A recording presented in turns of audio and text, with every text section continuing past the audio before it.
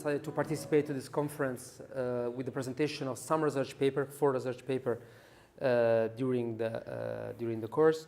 And we will have 4 research papers, the first one on ISIS and media strategy, the second one on women's rights in Tunisia, the third on the Algeria civil war, and the fourth on Hezbollah and the evolution in Lebanon of Islamist movement. We will start with Michelle and her presentation about ISIS and media strategy in the recent times. Please. I found that there's 3 components to ISIS's media strategy. First is the distribution of propaganda itself, then how that propaganda is able to recruit followers and how that's able to make people want to join ISIS, and then the actual infliction of terror and how they are able to basically make everybody fearful of them. So first, the distribution of propaganda. This is a quote from one of the articles that I read. It's the propaganda being distributed by ISIS explains the possibility of a utopia with social justice, economy, religious purity, and the consistent expansion of the caliphate. So basically, part of the media strategy is to distribute videos and media that exhibit nonviolent and violent acts going on. So there's videos and photographs that they distribute, and that can be done on social media sites through just distributing it online, and then newspapers and print as well. So some of the examples, obviously there's been a lot of attention about violent videos distributed by ISIS. Those include beheadings and executions of children, and those very graphic and disturbing images. And all of those videos, the main guy that's in charge of that, his name is Hayat, and he produces films that range from 3-minute beheadings to hour-long documentaries. And all of these are produced in English, so most of them are produced in English, and they're distributed with intent to basically exhibit the message that they want to expand this caliphate and promote the Islamic State ideals. And on this PowerPoint, or on this slide, is a picture of Dibak, which is a newsletter produced by ISIS. And this newsletter basically combines the Islamic State report and the Islamic State news, as well as religious components. And it's written in English, basically, and translated into other sources as well, primarily in English. And it's kind of a dumbed down version of the Islamic State's message, basically to promote their message again and have their ideals seen by anybody willing to read. And to go back to the social media sites, ISIS has controlled a lot of Twitter and Facebook and Instagram activity.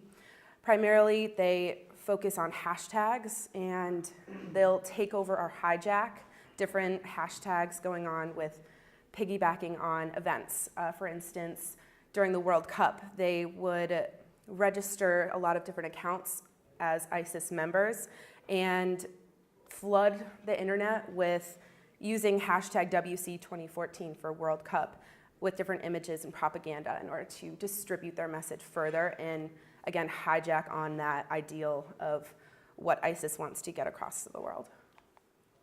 Now, recruitment. All of this propaganda has to be for something. They want people not only to know their message, but also to recruit other people to distribute this message. And each media site or media strategy usage that they employ has a target. So sending out those videos, hopefully they want to distribute something that people want to get behind and distribute their message as well. Social media sites, they want other people to want to tweet these things to get their message across. And when people read the things that they publish online, they again want to recruit people.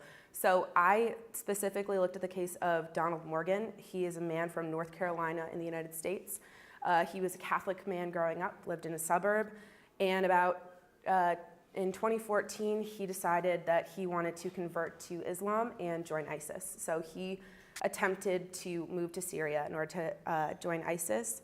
So he was interviewed by NBC News, And he basically said that it all was sparked because he started following ISIS online, and he read about all of the conflicts going on in the Middle East, and he began tweeting very, ISIS propaganda, and he ultimately did not make it to Syria. He was sent back to the United States when he tried to migrate there. And he was arrested not on charges related to ISIS, but because of having an illegal weapon. And then, obviously, infliction of terror. So ISIS has terrified the world, and they have done this because of their use of the media, their ability to show everybody that they exist, and their basically resilience in staying in the media's presence. Now, they don't have any regard for humanity or human rights, again, with the execution of children and the beheadings of reporters. And also, there was a case in Syria where Klan members, they were videotaped and it was released on the internet. And some of the quotes of the men, it's very disturbing. So they did say, hey, he's really got some meat on his cheeks, and hey, you should look at the knife when I cut you. So again, these are released, and the intention is to scare those around the world, to show that they are here, they're not leaving, and to distribute their message. And last, clearly you can't talk about ISIS without talking about the recent events in Paris. There, we saw a complete mobilization of the media after this terrorist attack. You couldn't turn on any media outlet without talking about ISIS, talking about the refugee crisis that's going on, and what we should do about potentially eliminating ISIS. Now, that's just shining a light on the organization. They were able to have everyone around the world just talk specifically about them and nothing else. So it's a very interesting thing that even though they didn't release, well, they later released videos discussing the events, but just the terrorist attack was able to shine a light on the organization as a whole. Now, the American public opinion, I looked at 2 different polls in regards to public opinion, and 28% of people surveyed believed that it was inherently violent. And the second survey surveyed 1,000 United States adults on Islam, and 55% saw that Islam they believed it was somewhat unfavorable or very unfavorable, and 50% of Americans surveyed admitted they did not know the religion well. So what we're seeing is that Americans don't know the religion. Most Americans, the majority of Americans, are not educated in what Islam as a religion is, yet 28% believe it's inherently violent. So there's a disconnect in the understanding of what the religion is and the teachings of the practices of the religion, and people believing that it's inherently violent. So my inference from this data was basically that the way that the media covers ISIS and other Islamic terrorist organizations has really affected the way that we view the religion, and it's negatively affected the portrayal of the religion. My conclusion was basically that we need to change the conversation of Islam in America. It shouldn't be something that's always discussed when something bad happens or in regards to a terrorist organization. We need to educate people in America on what Islam is, how it functions, and that way we'll better understand the ways in which to approach terrorist organizations when they do come up. It's not directly associating the religion and the terrorist organization. And to finally conclude, there has been a lot of positive things that have come out of some terrorist attacks recently. The way to basically combat ISIS's media strategy is to promote peace, love, and acceptance through the media. Basically taking the way that they employ they distribute terror and fear and inflict such negative feelings, we can use that for the positive things like love, acceptance, and peace. So yeah, that was my research. Hi everyone, my name is Megan Callahan, and today my presentation is on women's rights in Tunisia, progress amidst a revolution. So Tunisia is the leader of women's rights in the Islamic world. Due to the stereotypical and fanatical dramatization of the media, Most women in the Middle East and North Africa are often portrayed as being victims in the Middle East that are hidden behind burqas and voiceless. Yet this assumption couldn't be further from the truth, since not all Islamic nations are the same. They have different leaderships, governments, laws, and ways of life. Because of this, many Islamic countries differ in regards to women's rights. And an example of this is Tunisia, an Arabic country where women enjoy many freedoms and are working towards gaining even more. Tunisia is the leader in women's rights due to its long history of political reforms and public demand for rights. It can serve as a model for other Middle Eastern and North African countries in terms of how well the Tunisian government has come to protect women's rights, allows their voices to be heard, and involves women in their elected government bodies. For most of Tunisia's modern history, it was a territory occupied by the French and ruled by a French elite. For women, they were particularly marginalized. Yet the most significant reform that was made under the Ben Ali regime was a reform of the education system, and this made school attendance mandatory from the ages of 6 to 16 for both boys and girls. And this was a huge deal because education is a major drive for social change in the world today. And it gave women more opportunity for jobs, to become aware of their rights, and to take opportunity to become elected and in the parliament. So despite his efforts in terms of women's rights, Ben Ali did much to improve the country after replacing Bourguiba.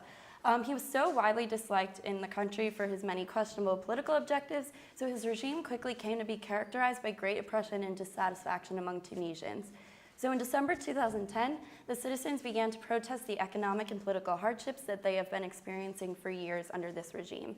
After several weeks of these protests, Ben Ali resigned after 23 years on January 14, 2011, and fled the country. This is commonly referred to as the Jasmine Revolution, and it was the start of the Arab Spring in the Middle East. So, women in the revolution. Women were a vital part of the Tunisian Revolution, participating as protesters, organizers, and reporters.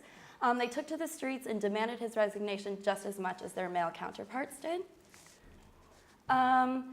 So in October 2011, Tunisia held the Tunisian Constituent Assembly election, and out of the 217 seats in the new assembly, women held 49 of the seats, and for the first time, 46% of registered voters were women, which shows that they were more involved with their politics and wanted to have more of a say in what was going on in this new government.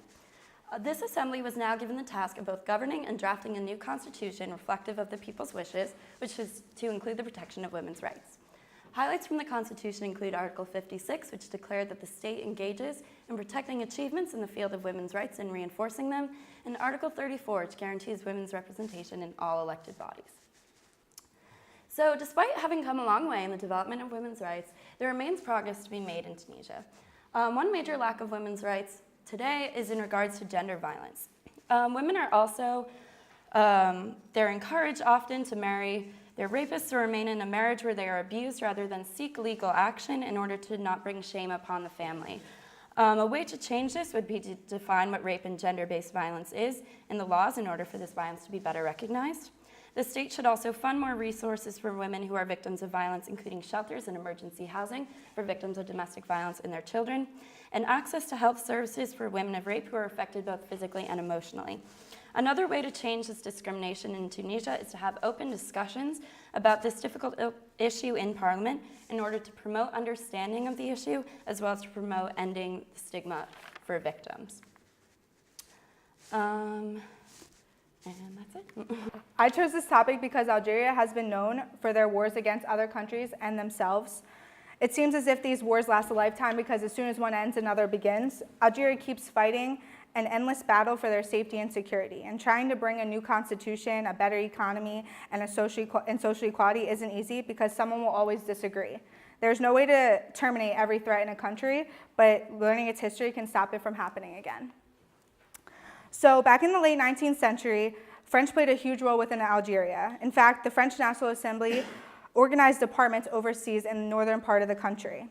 There was still a huge separation between the Muslim and European population, and this separation was known as an insult to the French, so they soon started colonizing their way south, destroying all Islamic culture and applying Catholicism and French laws.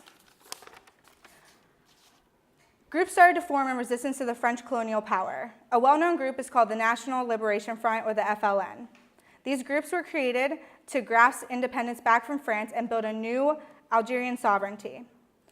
The tensions between Muslims and colonial communities still were increasing, and this led to a violent march which killed over 1,000 Muslims.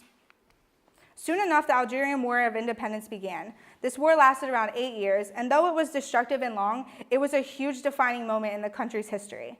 Starting with the FLN launching terroristic attacks across Algeria and ending with approximately 400,000 Algerians killed during battle, while others were placed in camps controlled by the French.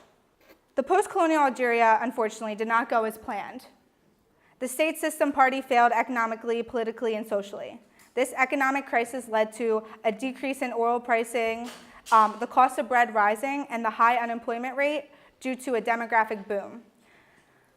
Politically, Algeria had a lack of good leadership, and this repression allowed for a dictatorial state. And new Islamic associations formed to perform riots and rebellions against the presidents and the FLN.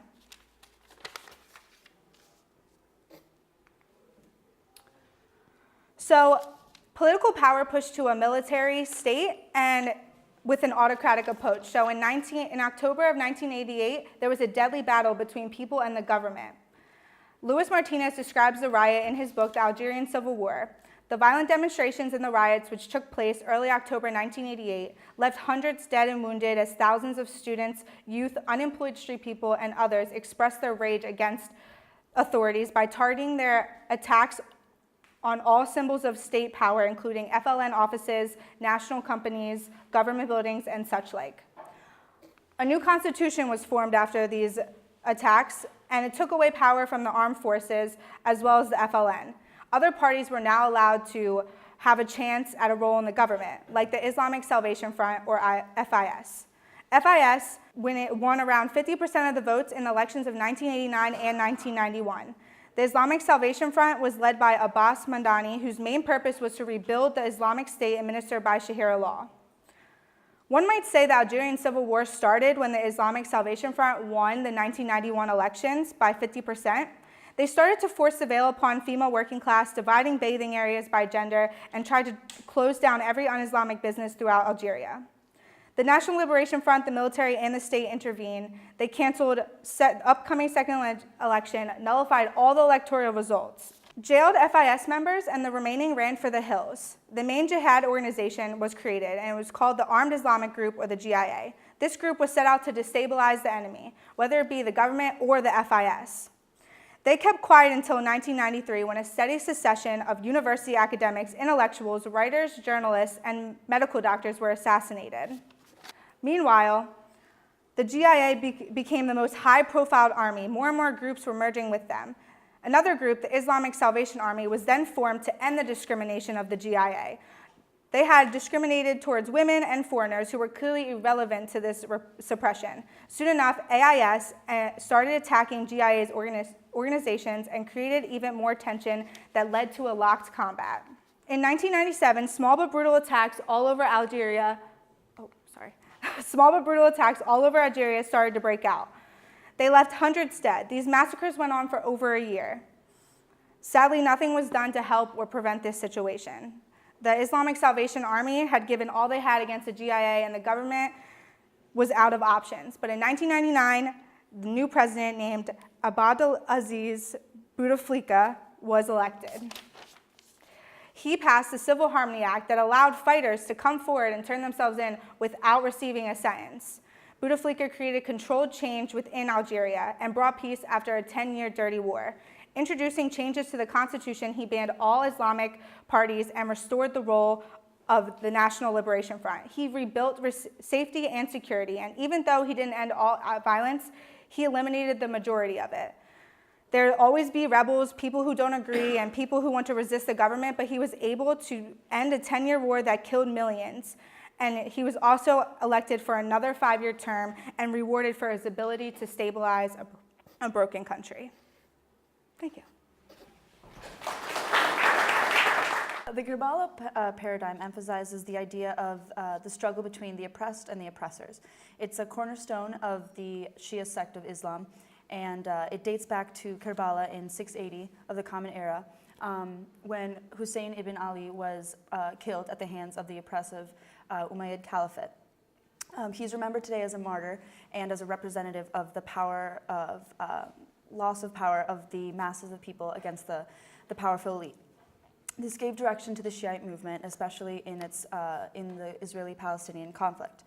In 1947, when the Western powers gave Israel, the Zionist state, the land of Palestine, the Palestinians were pushed out largely of Palestine, and in 1967, after the Arab-Israeli war, the Six-Day War, Israel gained all of the Palestinian key lands, so the West Bank, East Jerusalem, and the Gaza Strip.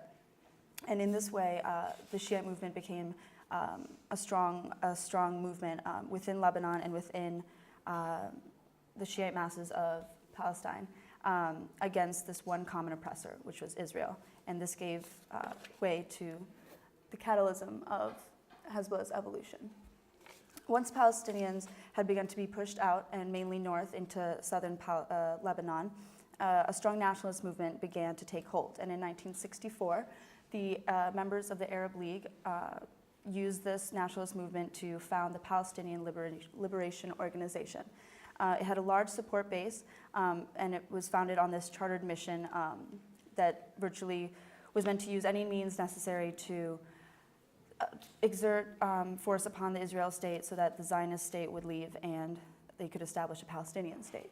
The Arab influences of Jordan and Egypt gave large support to the Palestinian movement, but a large amount of support came from the Lebanese Shiite population in southern Lebanon. They had been abused and neglected by their government and by the Israeli forces to the south of them for decades. And this oppression, this message against the Israel as an oppressive force was something that took hold very quickly within southern Lebanon. This is a project developed throughout the semester with a specific focus on typical traditional products selected from the Mediterranean diet, but with a new perspective, because I asked, and I discussed this with them, I asked to go through the specific research on some products that could be promoted in another way to research if the Mediterranean diet still exists in Italy. And we came up with the presentation of this promoted product by Slow Food Movement or Terra Madre throughout these non-profit associations. So today we're going to be focusing on corn production in Italy in relation to the Mediterranean diet. In order to analyze the presence of this diet, we're going to take a look at an organization called Terra Madre and how this organization is helping producers of quality products support the production of products which are fit for the Mediterranean diet. Okay, so Terra Madre originally was a meeting that was held on October 21st to 23rd, 2004 at the Palazzo del Lavoro in Torino, Italy. It was launched by the Slow Food Organization, which, long story short, is based on 3 principles: producing good products, which are high quality, clean products, which are produced that will sustain the environment, and fair products, which are produced at fair prices for the consumers, and they provide fair wages, make sure they provide fair wages to the producers. At the meeting, there were fishermen, food producers, chefs, breeders, academics, and so on, that never had the opportunity to talk to each other before. There were originally 5,000 producers and 5,000 representatives from over 130 countries all over the world. And the project still continues to this day. It's still growing, and every 2 years, internationally, they get together to meet at the Palazzo del Lavoro. And there's also regional Terra Madres and national Terra Madres in most countries. So we're going to talk by talking about 2 particular products, products that have been revitalized by Terra Madre. We're going to look briefly at 2 varieties of corn which demonstrate the quality of grain encouraged by Terra Madre. The first grain is the Antigano Autofile from the province of the Piedmont region. This corn is a wonderful example of the growing and harvesting methods essential to the nutrition of the crop. These grains are cultivated naturally, no weed killers or pesticides, and they use a natural dung as a fertilizer. The drying stage of the Antigano corn growers shows another aspect of quality and nutrition. Drying is completed by letting the whole cobs rest in nets a few centimeters off of the ground. The corn is later removed from the cob and then left again to air dry on the ground. This method is preferable to the usual method of heated air drying because when corn is heated, it can cause stress cracks. This can lead to more breakage of corn and a loss of product. The high heat can also damage some of the more fragile vitamins, like the B vitamins, which are susceptible to damage at high heat.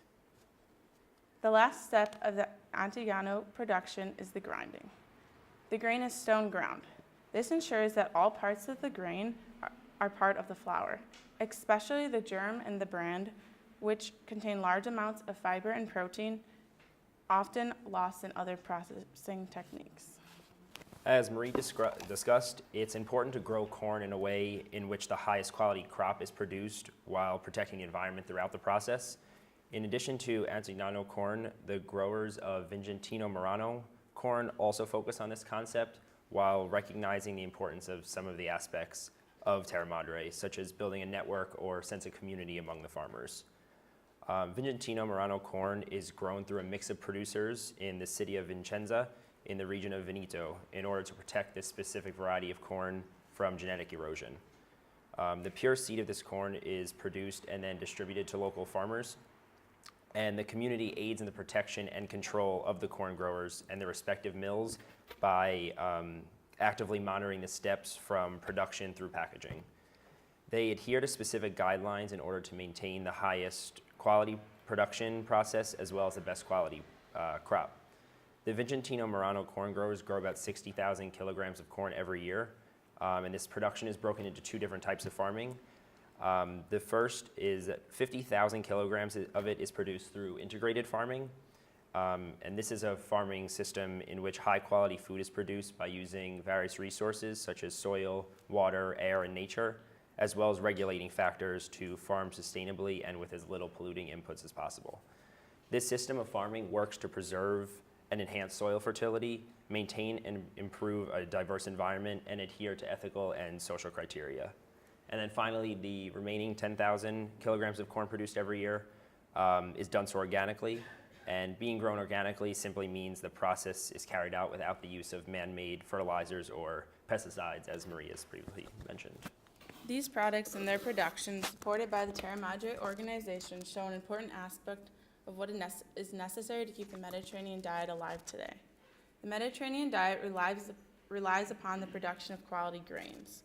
These corn productions are prime examples of the products which are vital for the continuation of the Mediterranean diet today. Just to begin, really what Slow Meat and Slow Food do is they are responsible for regulating the process of meats, making sure the process is traditional, natural, and leading to a healthier consumption and a healthier process for the animals as well. So Chianina cattle is one of the products that we chose to do research on. It is one of the most important races in Italy of cattle. So before World War I, it was mostly used as working cattle until they brought them to the mountains of Tuscany to graze them wild and semi-wild. The Chianina meat must be one of three breeds, the other two being Marchigiana and Romagnola.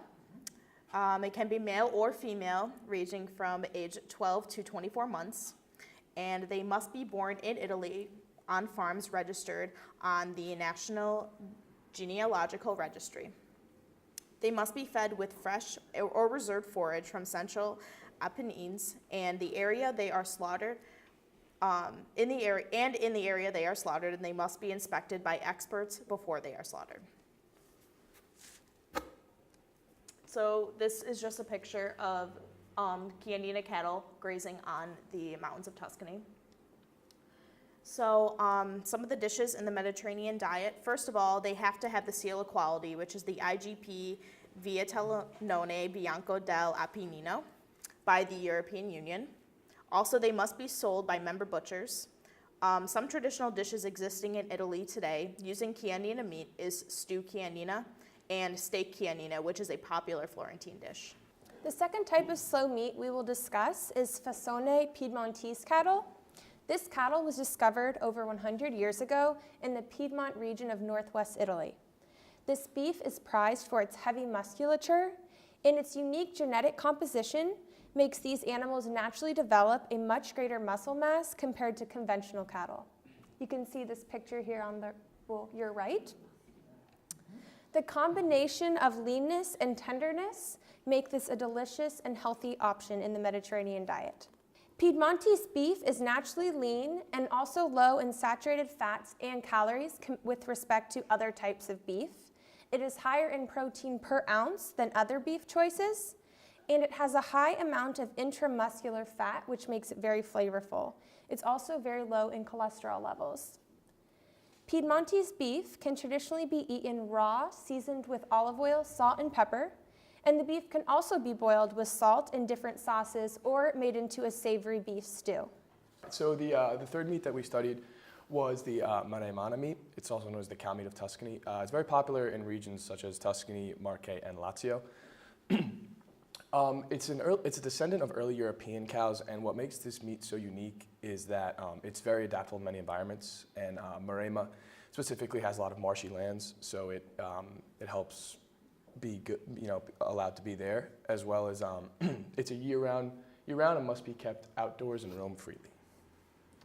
And also, it actually is an endangered species. There's only 3,000 cows that are in the Tuscany region. It risked extinction as soon as about 5 or 10 years ago due to just competition. There's plenty of meats to choose from, and this one was just not in high demand at the time. And then Slow Food came in and helped keep the process going. It helped keep the meat alive. And as you can see the picture, it's great white coat and it's huge horns. That's how it's noticed. And finally, the Maremana flavor.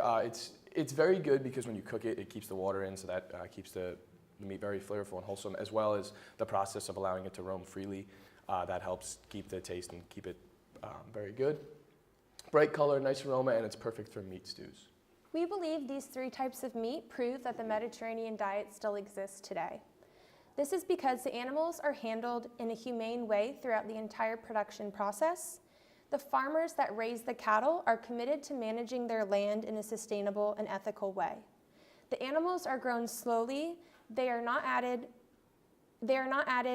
no added hormones, steroids, antibiotics, or animal byproducts, and the animals are fed natural products including corn, barley, bran, fava beans, and hay. So finally, in conclusion, these products prove that the Mediterranean diet still exists because they are raised in a way that cares for the meat and the product being produced. The meat is not mass-produced and is done in a way that ensures the best and most natural quality of the product. Italy offers a huge selection of regional produced honeys with over 40 monofloral varieties. There are about 72,000 beekeepers in the country, and 10% of those are professional. The average population of honey is around 9,000 to 12,000 tons. Just to note, Italians are not the largest consumers of honey, unlike other Mediterranean countries, for example, Greece, who consume over 1,600 grams of honey per year.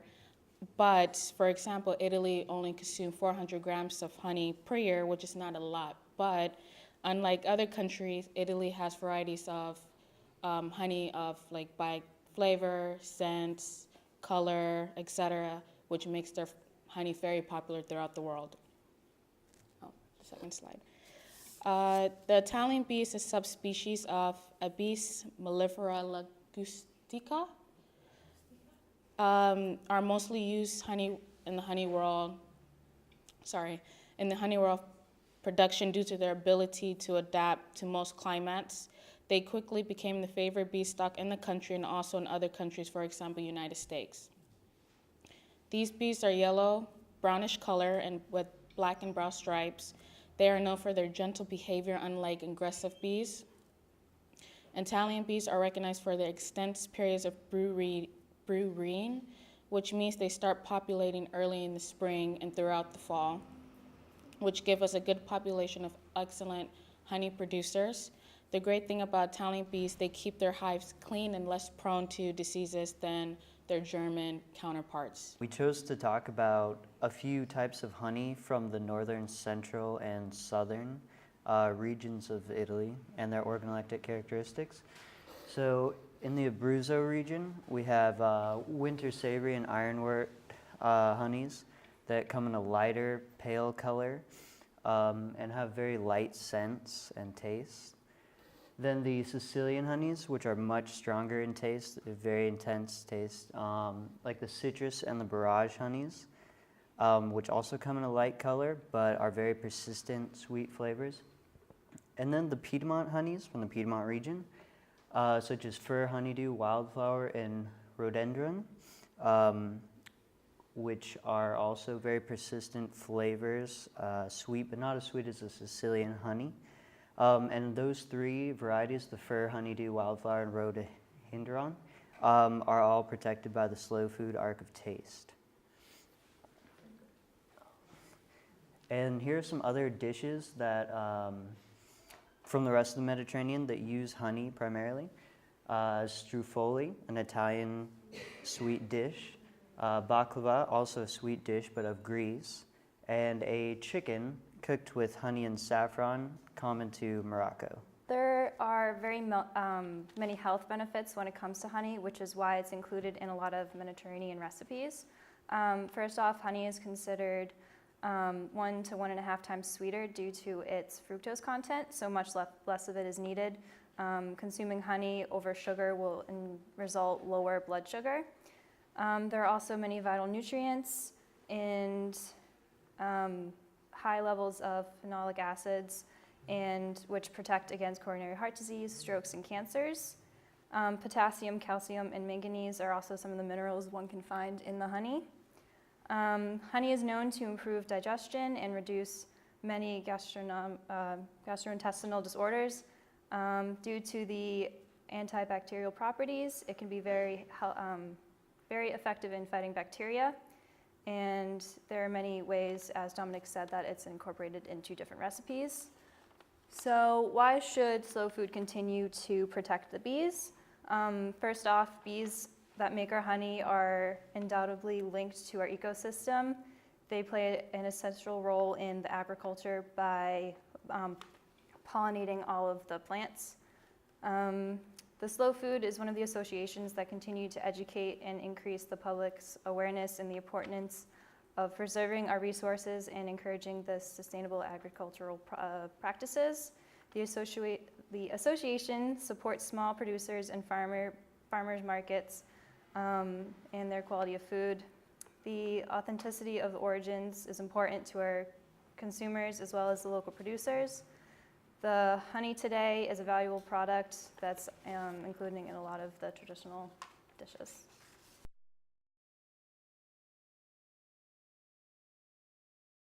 I'm teaching global economy, and my students are contributing with a paper which is representing the group work that we made. So they are speaking name of the entire class. They are 6 volunteers, and they are devoting their time to the conference, so I'm publicly thanking them to stay here. But the work was a common work, was a group work, and we opened the window on the Arab Spring because the contents of the global economy course are not dealing with the Arab Spring and Islamic world in general. But we accepted with pleasure the invitation by Umberto to make an experiment, to make a short research, to focus a little bit a very big global problem, I think. So it is consistent with our course, a global problem as the Arab Spring was, and it is still. I will be talking a little bit about the movement for freedom in the Mediterranean area. The Arab Spring was a series of anti-government protests, uprisings, and armed rebellions that spread across the Middle East in early 2011.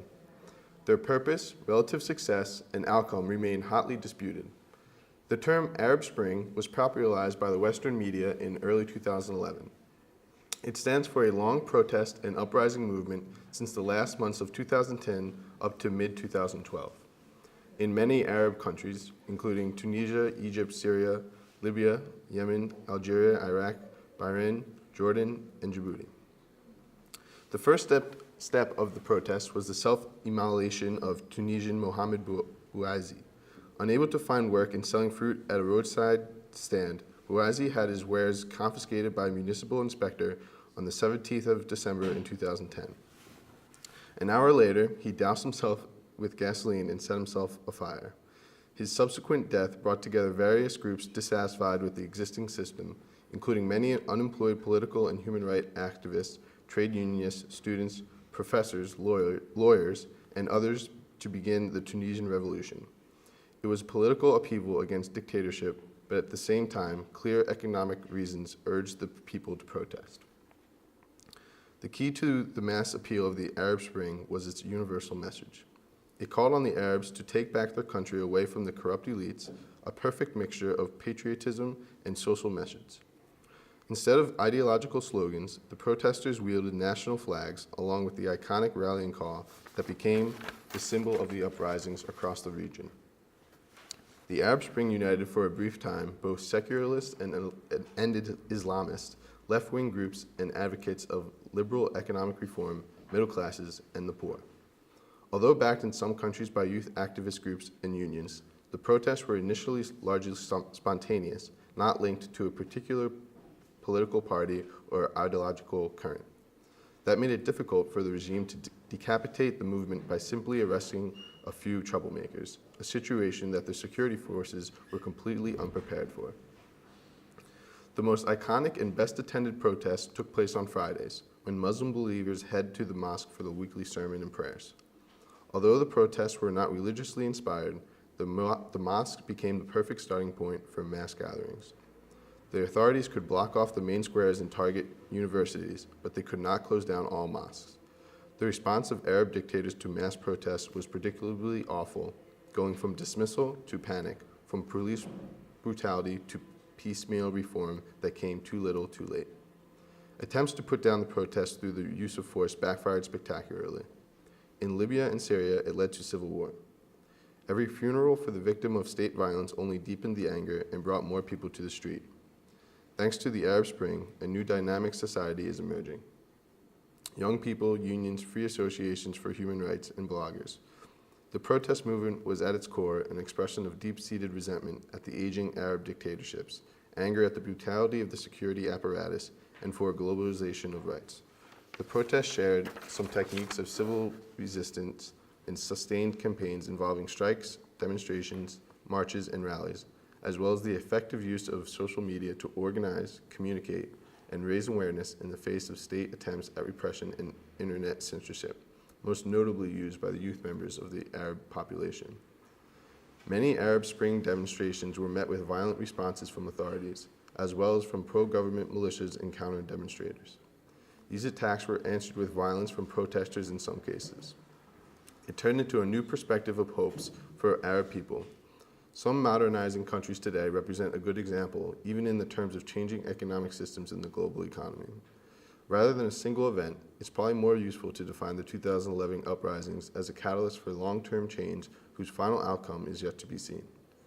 The main legacy of the Arab Spring is in smashing the myth of Arabs' political passivity and the perceived invincibility of arrogant ruling elites. Even in the countries that avoided mass unrest, the governments take the quiescence of the people at their own peril. Thank you. The Arab world has a long history of struggle for political change, from leftist groups to Islamic radicals. But the protests that started in 2011 could not have evolved into a mass phenomenon had it not been for the widespread discontent over unemployment and low living standards. The anger of university graduates forced to drive taxis to survive and families struggling to provide for their children transcended ideological divisions.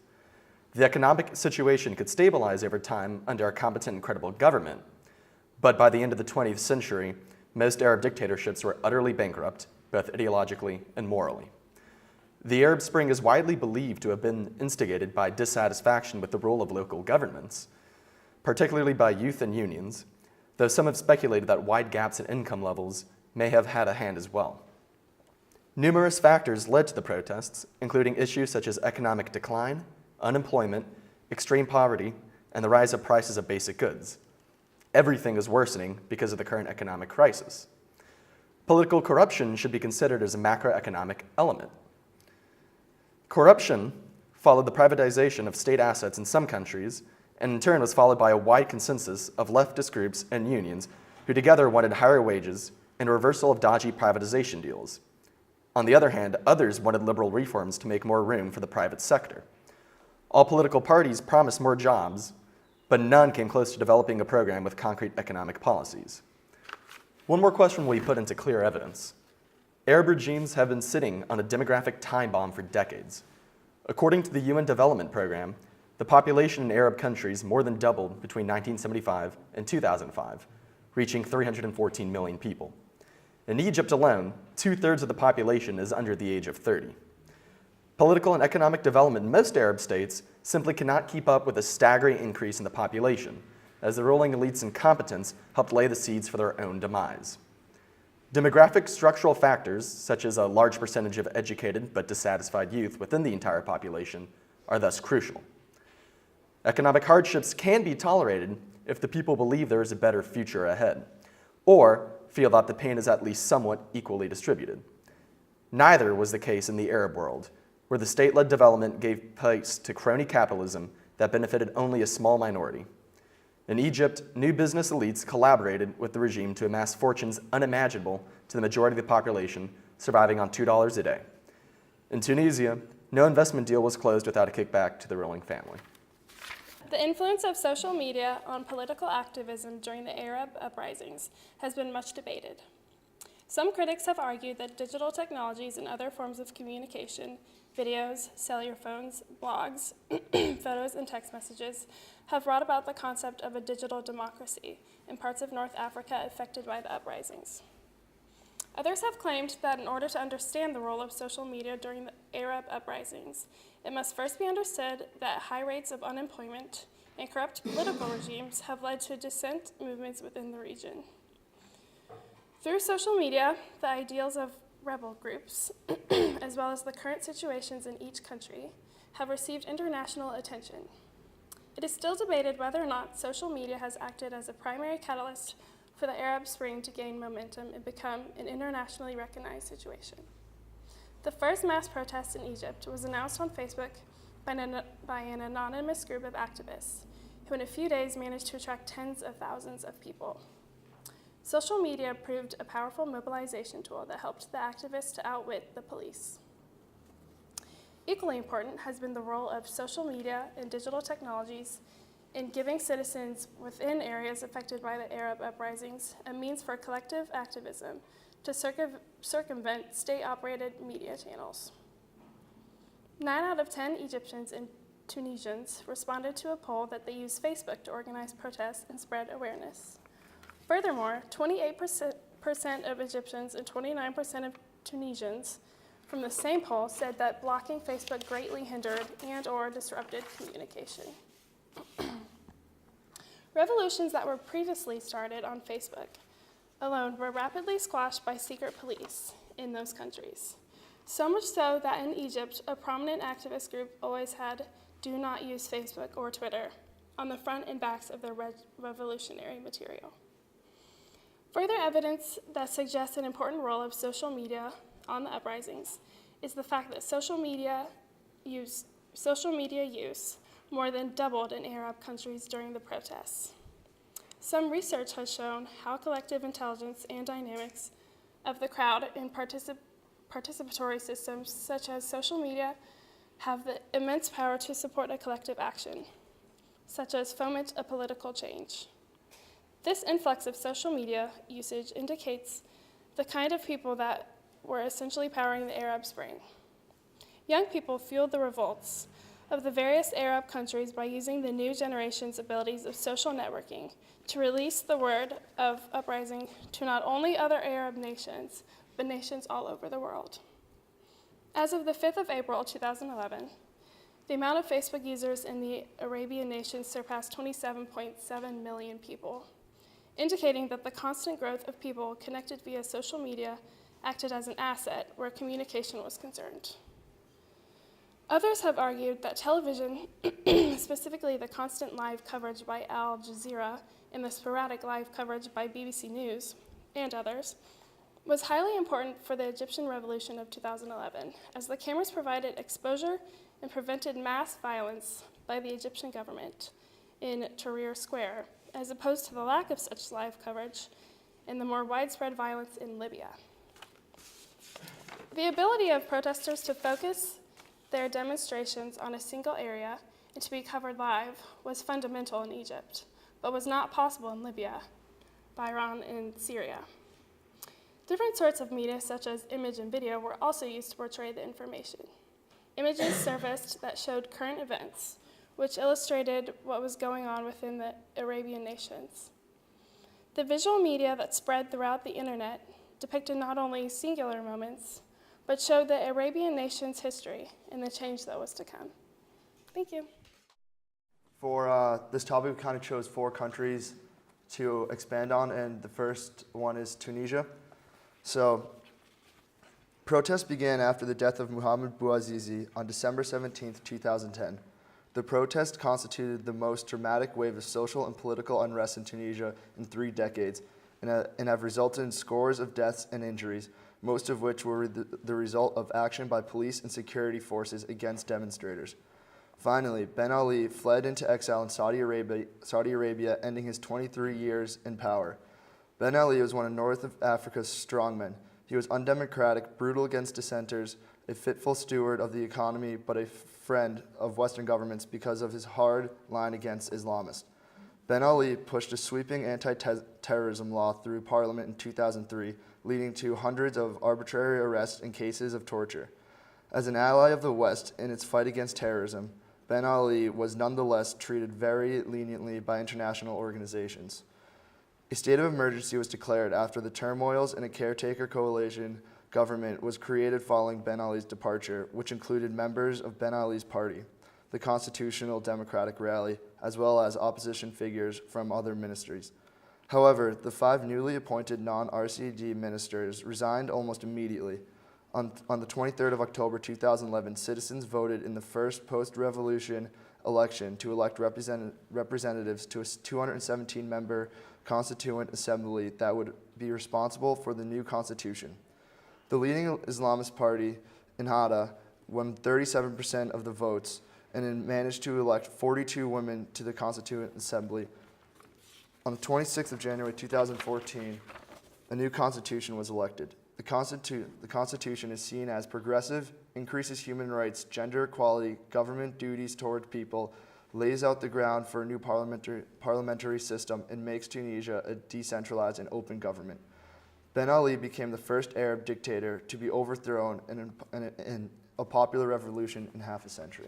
When the Arab Spring happened in 2011, Egyptian leader Hosni Mubarak had been in power since 1980.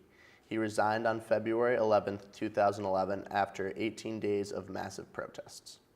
Celebrations in Tahrir Square after Omar Suleiman's statement concerning Hosni Mubarak's resignation, inspired by the uprising in Tunisia, and prior to his entry as a central figure in Egyptian politics, potential presidential candidate Mohamed El Baradei warned of a Tunisian-style explosion in Egypt. Beginning around midnight on January 28th, the Egyptian government attempted, somewhat successfully, to eliminate the nation's internet access in order to inhibit the protesters' use of media activism to organize through social media. Later that day, as tens of thousands protested on the streets of Egypt's major cities, President Hosni Mubarak dismissed his government, later appointing a new cabinet. Mubarak also appointed the first vice president in almost 30 years. The U.S. Embassy and international students began a voluntary evacuation near the end of January as violence and rumors of violence escalated. On February 10th, Mubarak called all presidential power to Vice President Omar Suleiman, but soon thereafter announced that he would remain as president until the end of his term. However, the protests continued the next day, and Suleiman quickly announced that Mubarak had resigned from the presidency and transferred power to the armed forces of Egypt. The military immediately dissolved the Egyptian parliament, suspended the Constitution of Egypt, and promised to lift the nation's 30-year emergency laws. However, violent protests continued through the end of 2011. Hosni Mubarak and his former Interior Minister Habib al-Adli were convicted to life in prison on the basis of their failure to stop the killings during the first 6 days of the 2011 Egyptian Revolution. His successor, Mohamed Morsi, was sworn in as Egypt's first democratically elected president before judges at the Supreme Constitutional Court. Fresh protests erupted in Egypt on November 22, 2012. On July 3, 2013, the military overthrew the replacement government and President Morsi was removed from power. Poverty in the country is at 25%, and the IMF lended $1.78 billion and is claiming for urgent reforms in Egypt.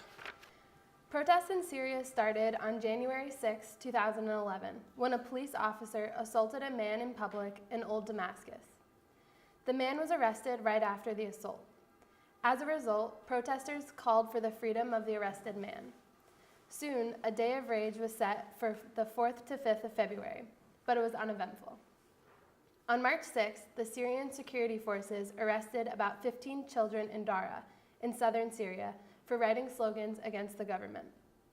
Soon, protests erupted over the arrest and abuse of the children. Dara was to be the first city to protest against the Ba'athist government, which has been ruling Syria since 1963. For many extents, reasons for protests were common to the other popular movements in Arab countries.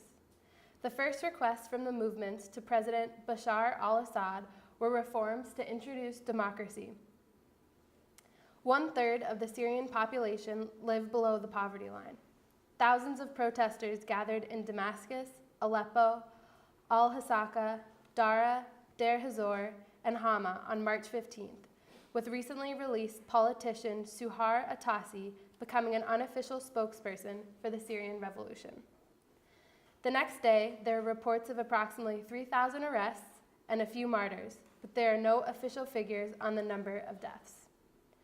On April 18, 2011, approximately 100,000 protesters sat in the central square of Homs calling for the resignation of President Bashar al-Assad.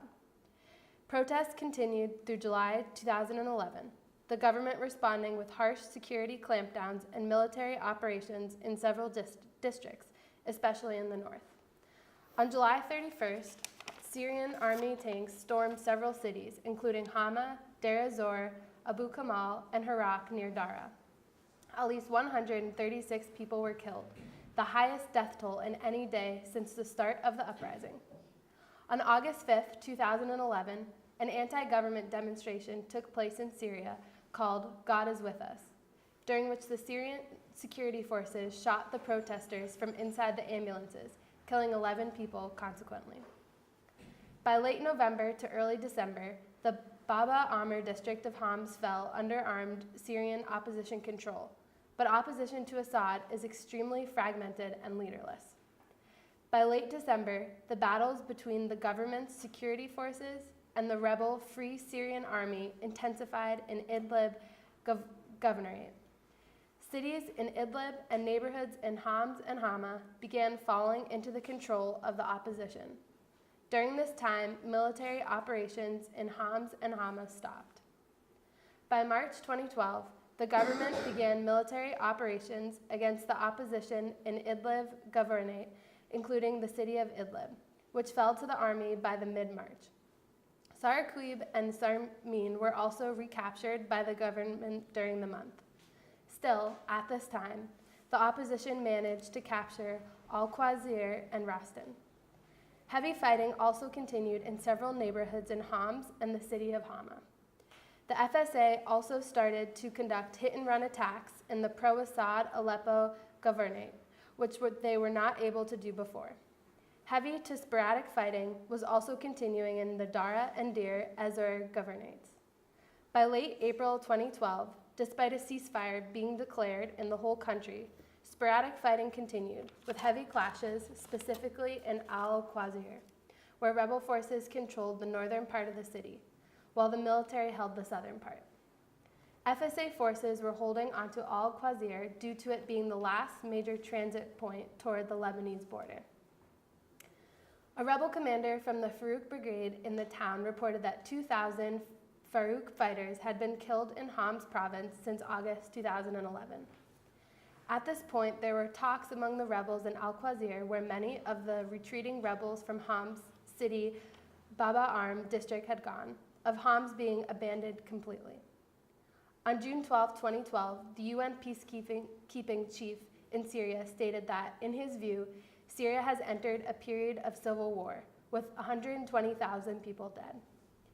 Over 100,000 people taking part in the March of Loyalty to Martyrs, honoring political dissidents killed by security forces. International institutions and major powers were unable to control the bloody civil war, supporting or contrasting Assad. The war is still on.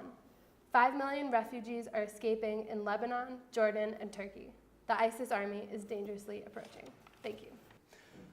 Muammar al-Gaddafi ruled over Libya for 42 years. Anti-government protests began in that country on the 15th of February, 2011. By the 18th of February, the opposition controlled most of Benghazi, the country's second largest city. The government dispatched elite troops and militia in an attempt to recapture the city, but they were repelled. By the 20th of February, protests had spread to the capital, Tripoli, leading to a television address by Saif al-Islam Gaddafi, who warned the protesters that their country could descend into civil war. Amidst ongoing efforts by demonstrators and rebel forces to wrest control of Tripoli from the Jamahira, the opposition set up an interim government in Benghazi to oppose Colonel Gaddafi's rule. However, despite initial opposition success, government forces subsequently took back much of the Mediterranean coast. On the 17th of March, United Nations Security Council Resolution 1973 was adopted, authorizing a no-fly zone over Libya and all necessary measures to be taken to protect civilians. 2 days later, France, the United States, and the United Kingdom intervened in Libya with a bombing campaign against pro-Gaddafi forces. A coalition of 27 states from Europe and the Middle East soon joined the intervention. The forces were driven back from the outskirts of Benghazi, but the offensive stalled, however, and a counteroffensive by the government retook most of the towns until a stalemate was formed. The 4 major fronts of combat were generally considered to be the Nafusa Mountains, the Tripolitanian coast, the Gulf of Sidra, and the southern Libyan desert. In late August, anti-Gaddafi fighters captured Tripoli, scattering Gaddafi's government and marking the end of his 42 years of power. On the 20th of October, fighters under the aegis of the National Transition Council seized Sirte, killing Gaddafi in the process. Today, Libya is still in chaos without an official government.